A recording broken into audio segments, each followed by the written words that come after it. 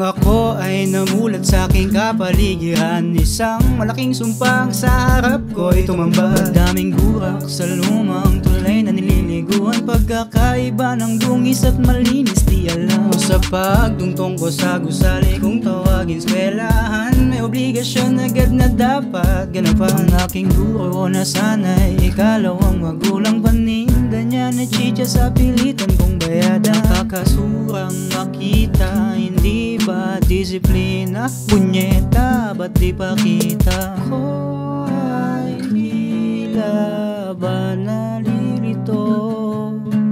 Kung saan ba ako dapat liliko? Nag-iisang buhay, lagyan natin ng kulay. Halika't gawin nating makabuluhan. Di pa pwedeng maumay o dalhin natin sa hukay ang matagal na natin na inaasam. Ang mga napakong plano, ayos lang na di makontento, basta't siguradong walang apektadong tao. Di naman kailangan na maging mayaman ka para masabi ng iba na masaya sa iyong mga paa.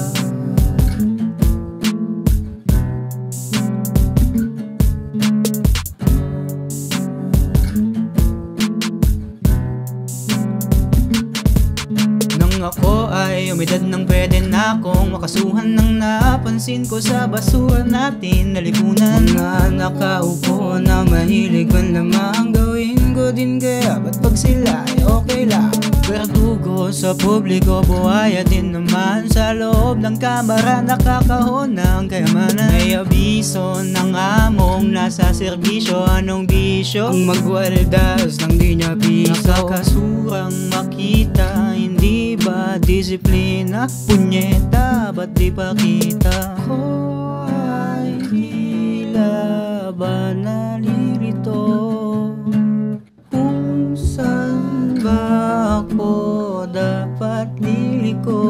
Nag-iisang buhay, lagyan natin ng kulay. Halika't gawin nating makabuluhan. Di pa pwedeng maumay o dalhin natin sa hukay ang matagal na natin na inaasam. Ang mga napakong plano, ayos lang na di makontento, basta't siguradong walang apektadong tao. Di naman kailangan na maging mayaman ka para masabi ng iba na masaya sa iyong mga paa.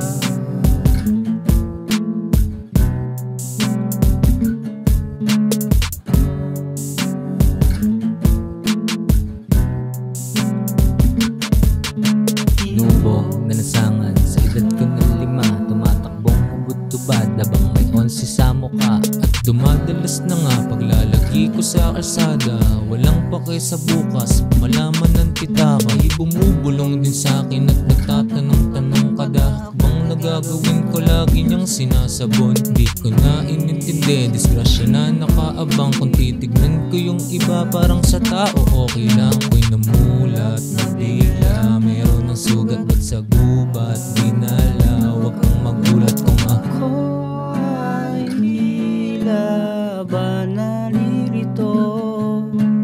Kung saan ba ako dapat liliko?